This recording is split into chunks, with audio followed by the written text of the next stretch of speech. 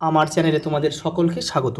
আজ আমরা ক্লাস 5-এর রায় মার্টিন প্রশ্ন বিচিত্রা থেকে পরিবেশের দ্বিতীয় পর্যায়ক্রমিক মূল্যায়নের 6 নম্বর স্কুল সলভ করব।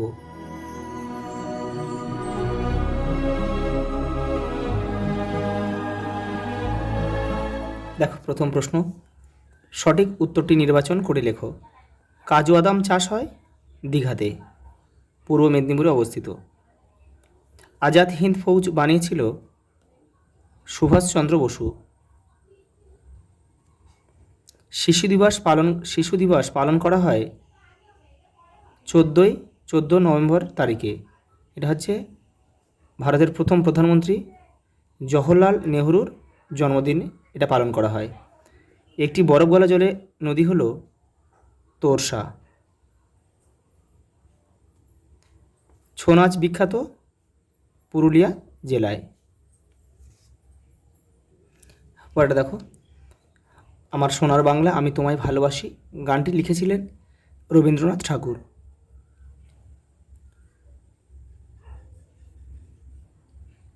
উনিশশো 5 সালে। দেখো, শূন্যস্থান পূরণ করো। তমলুকের আদি নাম তাম্র লিপ্ত। পরেটা দেখো, পশ্চিমবঙ্গের সবচেয়ে উঁচু পর্বত শৃঙ্গ হচ্ছে সান্দাকফু। সান্দাকফু উচ্চতাটা তোমাদের একটু জেনে রাখতে হবে, 3630 মিটার। তোমরা এইভাবে মুখস্থ করতে পারো 3630 মিটার। টেরাকোটার কাজের জন্য বিখ্যাত হচ্ছে বিষ্ণুপুর। বিষ্ণুপুর কোথাও হচ্ছে বাঁকুড়া।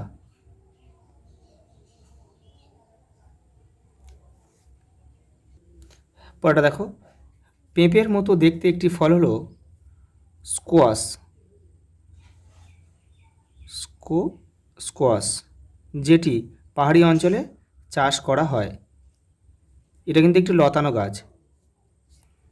আমাদের সংবিধান রচনা করেন B.R. আম্বেদকর।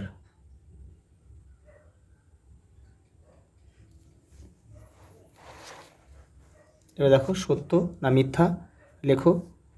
একশৃঙ্গ গন্ডার দেখতে পাওয়া যায় সুন্দরবন। এটা কিন্তু মিথ্যা। এটা হবে সুন্দরবন হবে না, এটা জলদাপাড়া হলে বাক্যটা সঠিক হতো। জলদাপাড়া অভয়ারণ্য কিংবা গরুমারা অভয়ারণ্যে কিন্তু একশৃঙ্গ গন্ডার দেখতে পাওয়া যায়।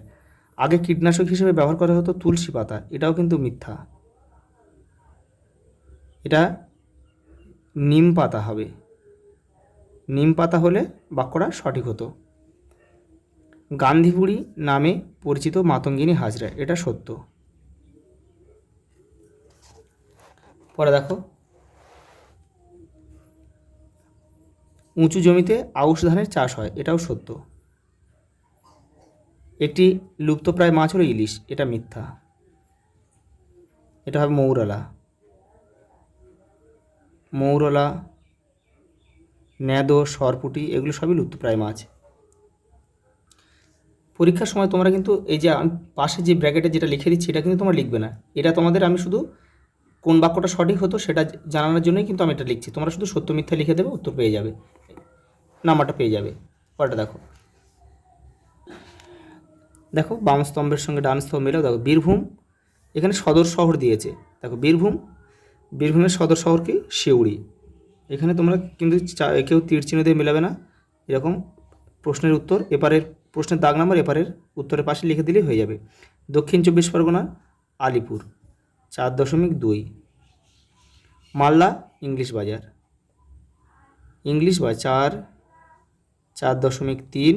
আর দক্ষিণ দিনাজপুর বালুরঘাট 4.4।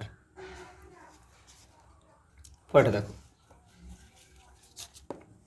প্রথম দিয়েছে দেখি প্রথম প্রশ্ন, পশ্চিমবঙ্গের ম্যানগ্রোভ উদ্ভিদ কোথায় দেখতে পাওয়া যায়? সুন্দরবন। মহানন্দা নদীর উৎপত্তিস্থল কোথায়? দার্জিলিংয়ের ডাউ হিল।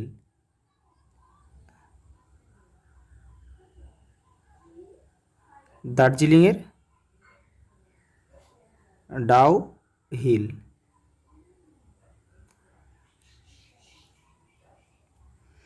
পরেরটা দেখো, বঙ্গভঙ্গ আন্দোলন কত সালে হয়েছিল? 1905 সালে হয়েছিল। কে করেছিল?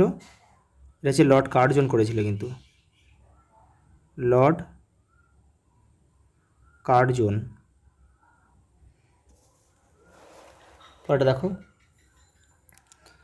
কোথায় ফজলি আম বিখ্যাত? মালদা। বোটানিক্যাল গার্ডেন কোন জেলায় অবস্থিত? হাওড়া। হাওড়া জেলায় অবস্থিত। হাওড়া জেলার জায়গাটার নাম হচ্ছে শিবপুর।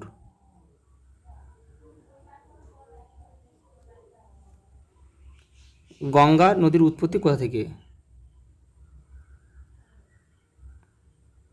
গঙ্গোত্রী হিমবাহের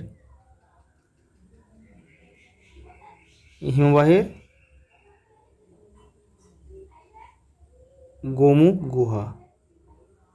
গঙ্গোত্রী হিমবাহের গোমুখ গুহা থেকে গঙ্গা নদীর উৎপত্তি।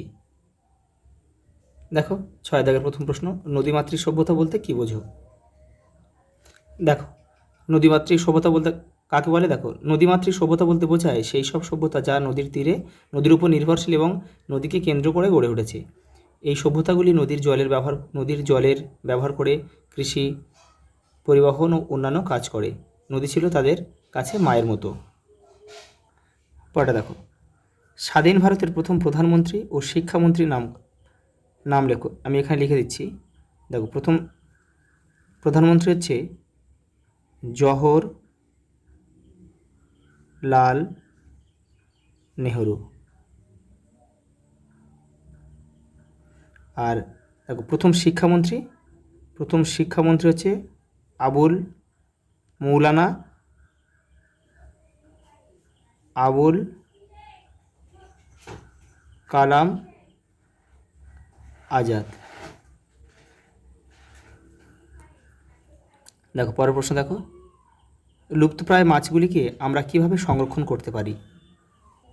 এই দেখো, লুপ্তপ্রায় মাছগুলি সংরক্ষণের উপায় দেখো, লুপ্তপ্রায় মাছেদের আবাসস্থল রক্ষা করা, অতিরিক্ত মাছ ধরা বন্ধ করা, মাছের প্রজনন ক্ষেত্র সুরক্ষিত রাখা, দূষণ নিয়ন্ত্রণ করা, আইন করে লুপ্তপ্রায় মাছ ধরা নিষিদ্ধ করতে হবে।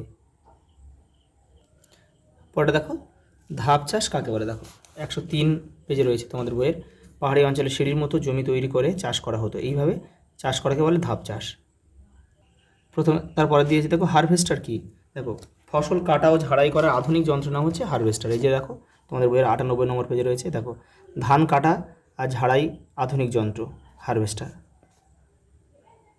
দেখো, লাস্ট প্রশ্ন, নিত্যবহ নদী কাকে বলে? উদাহরণ দাও। যে নদীতে সারা বছর জল থাকে তাকে নিত্যবহ নদী বলে। উদাহরণ, গঙ্গা, সিন্ধু,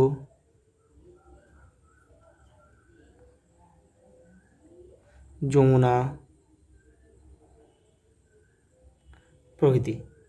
আজ এই পর্যন্ত, দেখা হবে পরের ভিডিওতে।